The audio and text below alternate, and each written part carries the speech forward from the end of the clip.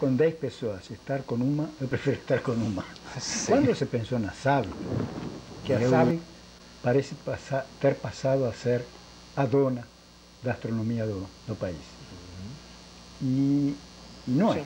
Tem que ser autoritário no sentido de rigor científico. Sim. Eu acho que eu observei no LNA, quando ainda não estava instalado o telescópio, utilizando sempre fonte com linha de emissão.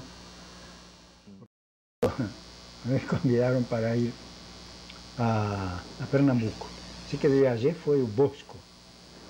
Bosco, que é o comunicador do IAG, o grande comunicador. Acho que Brasópolis foi a gênese da astronomia no Brasil. Foi o que permitiu formar tanta gente que anda por aí, trabalhando muito bem. Uma pergunta, pode ser tola, não exatamente como é a coisa do ponto de vista físico. Você trabalhou em cima do Halley. Tem um trabalho seu citado de 86. Sim, então eu peguei um deles, tá? Mas você me parece, me falha a memória, que você trabalhou com banda estreita. Você trabalhou você não trabalhou em banda larga, não? É um pouco estranho, né? Por que você teria trabalhado em banda estreita? Mesmo. Mas com banda estreita, por que no Halley tem lembrança? Eu acho que foi. Não, é de baixa resolução. São espectros de bandas moleculares. Mas lá são bandas, né? Quer dizer, então você trabalhou... Não faz sentido trabalhar em banda estreita, né? Ali, né? Não, porque você necessita obter resultados da integral da energia da linha, da banda. Sim. E para isso a discriminação, assim, um espectro, por exemplo, de uma sentada que evita erros, permite enxergar desde CN até as moléculas más complexas, dióxido de silicio, cosas así, que están por 6.000, 6.500. Eso es a redes de menor dispersión de un Cassegrain. Una red de 300 líneas de un Cassegrain. Y ahí lo importante es que el espectro sea de una tirada, ¿no? Porque você vai comparar, vai ter resultado do conjunto das bandas. Então, a informação de uma banda só, claro, não fala. Você tem que ter um contínuo e a energia das bandas desse carbono, etc. Bom, trabalhamos nesse tópico com Singh, coitado, que morreu, não? Pois é, exatamente, eu vi esse. Com Pacheco. Exatamente. Foram vários artigos publicados. Bom, tinha uma pergunta mais a fazer antes de terminar. Naquela época do Hubble, me lembro, eu já estava aqui, não? Estava aqui, sim. No N. Acho que sim. Tinha convidado, claro, anos 80. Me convidaram para ir a dar falar do Halley e demais, junto com outros colegas. Quem mais iba? Assim que viajei foi o Bosco. Bosco, que é o comunicador do IAG, o grande comunicador. A Pernambuco. Mas aí a Recife, falamos na universidade, teve seminários, apresentações, não sei o que mais. O Halley foi bom para movilizar a opinião pública a respeito da astronomia. Sei que nos convidaram para ver um lugar onde a universidade pensava que valia a pena instalar um telescópio, que era em Triunfo. Sim, já ouvi falar. Uns 400 quilômetros. Um morrinho não muito alto, um lugar muito pitoresco, muito elementar também. Perto de Serra Talhada, uns 400 quilômetros de Recife. Uma cidadinha que eram 4 ruas, não? Bonitas, com um laguinho no meio. E tem um ato aí para falar frente a colégios, secundários, etc. Depois à noite subir ao morro para ver as condições de visibilidade. a ida era por um caminho de terra. E na subida apareceu gente de uma banda dessa nordestina, Sim. com um triângulo, um bombo. Era uma repercussão total, porque a cidadinha... Imagino, para eles é uma coisa rara. Era uma grande assim, família. Exatamente. Tá. Pode acreditar que chegado lá, choveu. Caramba. Choveu tanto que não deu tempo nem de olhar o lugar. Então, digo, eles diziam que isso era um lugar extremamente seco. Não, imagino, eles deram azar, então, nisso aí, porque, poxa, justamente uma noite, ao acaso. Caramba, pois é. De modo geral, aquelas regiões são secas, né? Mas aí dava a ideia que não era muito seco, porque o povoadinho era frondoso, sabe, ficava embaixo desse morro, não? Sei, não, talvez ali um microclima peculiar, úmido ali, porque tem o interior é bem seco. É seco, em geral a região é seca. Exatamente. Mas choveu tanto, coitados. Nem hotel tinha, funcionava como hotel um colégio, um convento de irmãs, que alugavam quartos, e ficamos aí. Porque tínhamos sido Eu tenho ideia dessas histórias. Eu andei por Veadeiros em 1972. Não, é claro, você... Veadeiros tinha uma rua só naquele tempo, Veadeiros, e também não tinha hotel. Tem histórias meio loucas sobre Veadeiros. Imagina. Então, claro. A minha pergunta, que pode parecer quase que óbvia, de resposta quadrada, é o seguinte.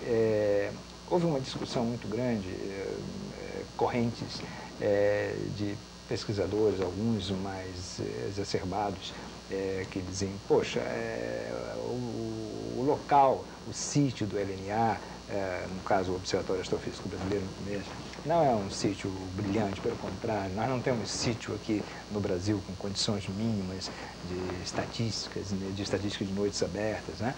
E eu pergunto, bom, a gente sabe hoje em dia que não tem, a estatística é um pouco fatal, né?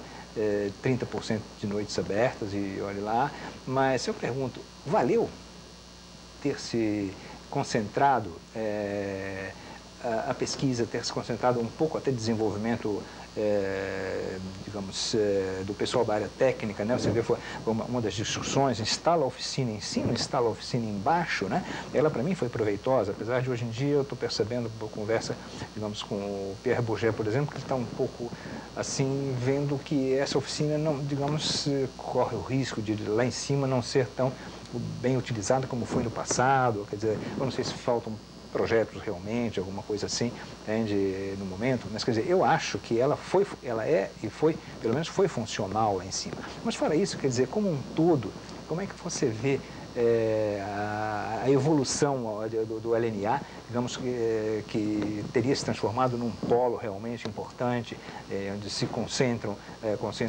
pesquisadores que estão envolvidos com pesquisa e um trampolim, quer dizer, um verdadeiro laboratório, então, quer dizer, você usa ele aqui para justamente você agora se envolver com Gemini, com SOAR, com coisa já com um V0. O que você acha disso? Estou fazendo uma pergunta, não sei o que...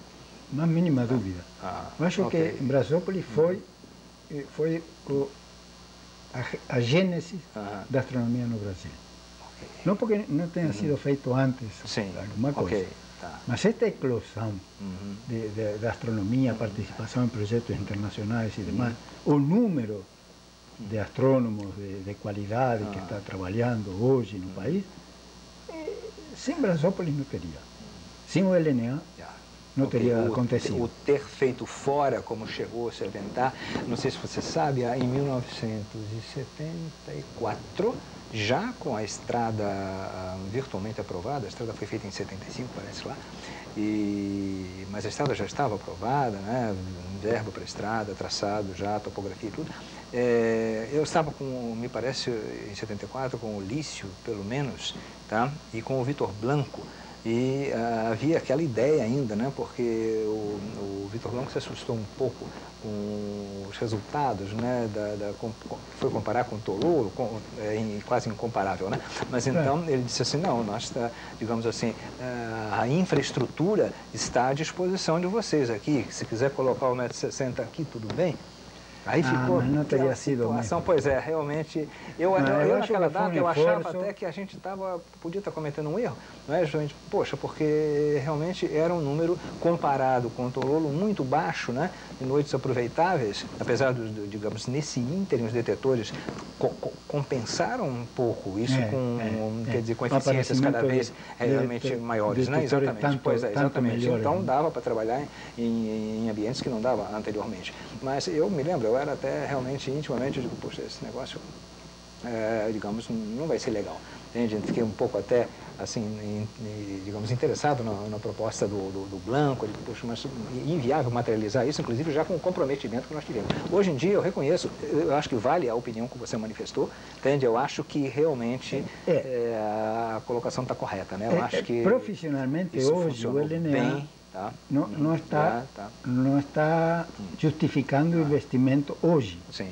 Mas em todo este tempo, sim, ele são 20 anos, mais de 20 anos, acumulou realmente. Foi o que permitiu formar tanta gente que anda por aí trabalhando muito bem e dando nível à astronomia, como para participar em projetos, agora sim, em projetos fora, com acesso a instrumentos de melhor nível profissional. Não?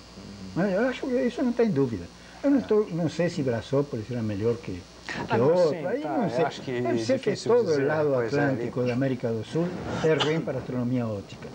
Mas ruim em termos, não significa dinheiro gasto e dinheiro jogado. No caso não foi, eu acho que como, digamos, como um ponto de convergência para justamente ter se levantado esse edifício importante, aí eu acho que eu acho plenamente de acordo. Sobre a pergunta era um pouco, digamos, com uma resposta quase óbvia envolvida assim, mas eu acho que eu fico satisfeito de ver que a sua posição é clara. Foi uma grande coisa, foi o que mobilizou, o que mexeu com as pessoas, não?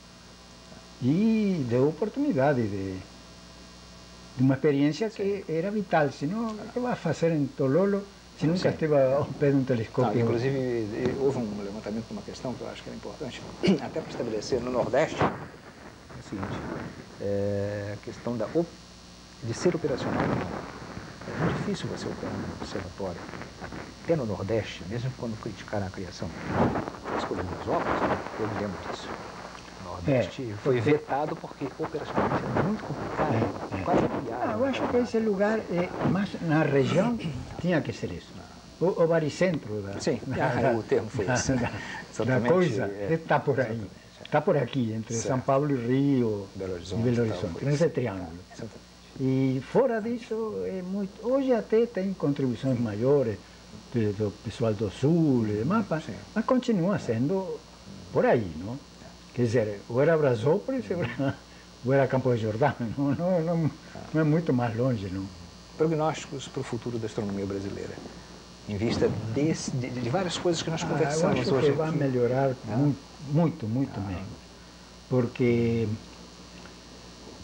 o Brasil não poderia pensar em utilizar recursos como para ter um observatório próprio ao nível de hoje.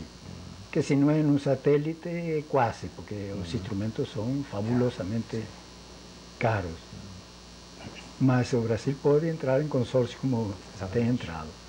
E as pessoas que fazem astronomia vão ter todos os recursos, estão tendo já, o melhor para desenvolver um bom trabalho. Não?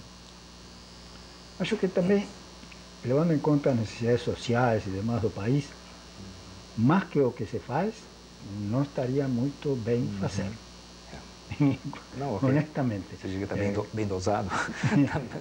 Algo bem dosado assim, né? Tem que ser feito, porque, por ruim que seja a situação econômica do país, não pode ser que esse país não tenha músicos, que não tenha historiadores, que não tenha gente que trabalha na astronomia.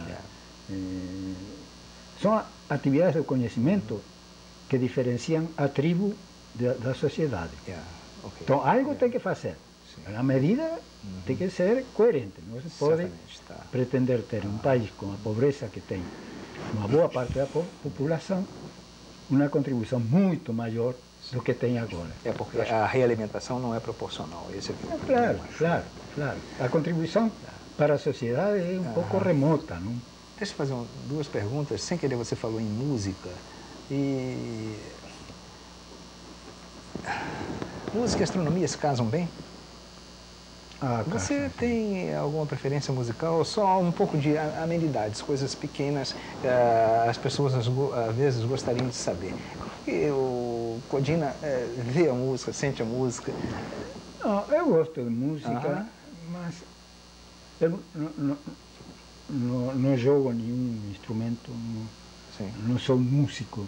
Quando diz música, diz porque é uma atividade que todo ser humano aprecia. Não, acho que não tem ninguém que não tem alguma preferência. Eu gosto de ouvir música popular, canto gregoriano. Ou seja, eclético. Sou eclético. Não sou um bom coro. Aqui me chama São Bento. Mosteiro? Mosteiro de São Bento. É algo deleite total. Mas não sou especialmente ligado à música.